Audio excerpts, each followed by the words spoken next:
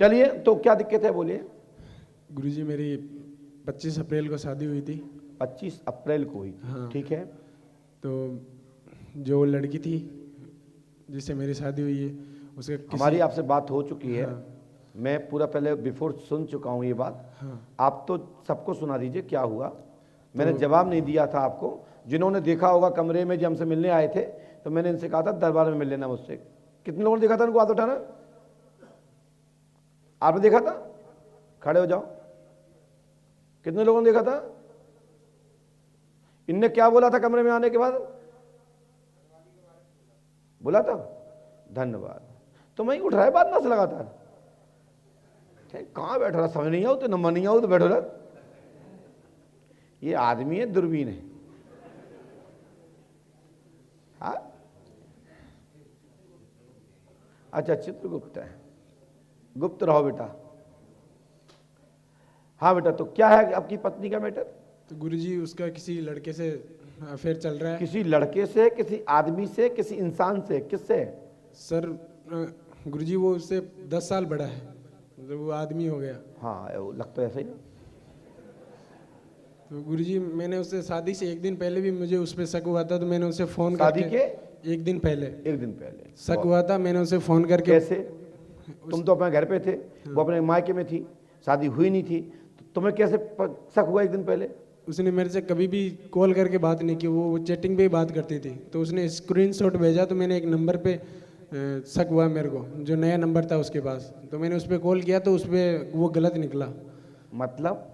मतलब वो उसके भाई की भी शादी थी हमारी शादी के साथ में, तो उसके भाई के जो घरवाली है उसके कपड़े सिलवाए थे उसके वो नंबर निकले।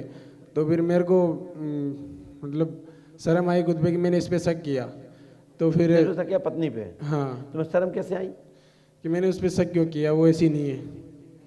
मतलब आपने शक किया तो आपको शर्म आई कि हमने गलत किया, ऐसा? हाँ हाँ। तो फिर मैंने उस पर कॉल करके बात किया तो उन्होंने बोला फलाना फलाना मैं ये हूँ। क्या बताया उन्होंने अपना नाम? उन्होंने नाम नहीं जानते, कोई बात ना। हाँ। तो फिर मैंने उस पत्नी से भी माफ़ी मांगी, और माफ़ी मांगने से पहले एक बार मैंने उसको। आपने शादी के पहले मांगी थी, शादी होने के बाद मांगी? शादी से पहले। तो फोन पे मांगी थी, घर जाके? नहीं, फोन पे। तो क्या कहा था आपने? मैंने बोला था कि मैंने तेरे ऊपर शक कर लिया, तो ऐसी नहीं है, सॉरी, तू मेरा भगवान समान है, ऐसे भी बोला था सब कुछ। मतलब तुमने कहा कि हम तुझे भगवान समझ रहे हैं? हाँ। तो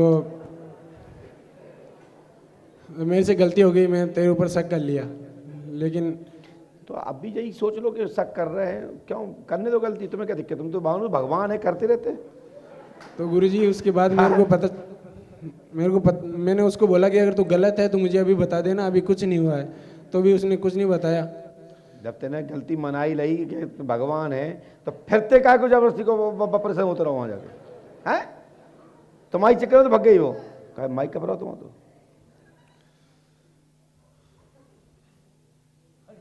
वो तरीके देखो।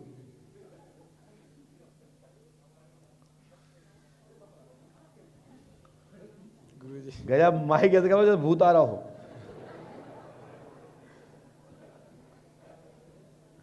कोल्ड, हिम्मत रख, कुछ नहीं होगा। गुरुजी मेरे को शादी के बाद में पता चला, उसने खुद नहीं बताया, मैंने उससे पूछने पर। तो उसने मेरे को एक नहीं 2 जनों का बताया। एक नहीं 2 लोगों को बताया? हाँ, एक उसके ननियाल में बताया जिसका नाम विनोद था, और एक जो उसके घर के सामने था लड़का, जो मैंने बताया कि उससे 10 साल बड़ा था, गुलाब। हाँ, उसके बारे में बताया। गुलाब नाम है? हाँ। तो गुरुजी तो भी मैंने ये सोचा कि हमारी ज़िंदगी आगे सही चलेगी। मैंने उसे रिक्वेस्ट की और उसने भी बोला कि हाँ मैं ऐसा कभी नहीं करूँगी। अब मैं जो बताऊंगा उससे सहमत रहोगे? हाँ। क्योंकि ये आस्था का विषय है, मानना तुम्हारे हाथ में है, नहीं मानो तुम्हारे हाथ में है। लेकिन मैं नहीं कहता कि मेरी बात मानो, लेकिन झूठ भी मत स्वीकार करना, झूठ भी मत स्वीकार करना, नहीं तो परिवार में आग लग जाएगी और समाज बर्बाद हो जाएगा और आपको देख के लोग लाखों बर्बाद हो जाएंगे। तो मैं कहता हूं ये आस्था का विषय है। मेरा काम है, आपने प्रश्न किया, मेरा काम है उत्तर देना, और मैं उत्तर नहीं दूंगा तो लोग कहेंगे महाराज ने प्रॉपर जवाब नहीं दिया। तो हमारा किसी से आशा यह नहीं है मैं किसी को नीचा दिखा रहा हूं या नीचा दिखाने की चेष्टा कर रहा हूं, बस मैं तो प्रश्न का उत्तर दे रहा हूं।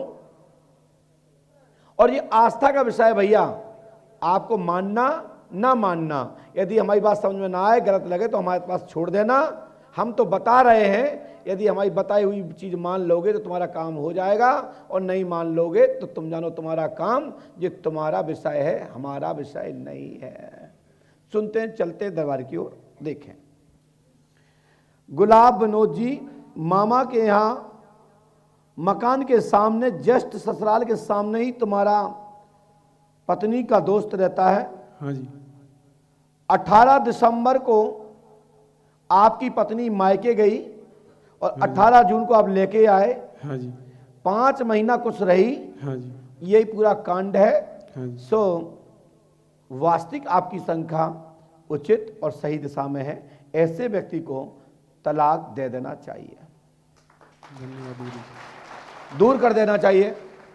और फिर आपकी इच्छा है कि तलाक देना चाहते हो या फिर सुबह शाम 11 बत्ती की आरती करना चाहते हो संग गड़े बजा के, तलाक देना चाहता हूँ। क्योंकि भगवान तो आपने बना ही दिया है ना, तो भगवान को क्या कहोगे वो आपके ऊपर है। लेकिन मैं इतना जरूर कहता हूँ कि आप दरबार में आए हो, ये वीडियो उस तक भेज देना। जरूर थोड़ी भी शर्म होगी तो उसके गाल पे तमाचा लगेगा। जरूर गुरु जी, ये वीडियो में उसको दिखाना चाहता था, इसलिए मैं दरबार में आया हूँ। क्या बात है।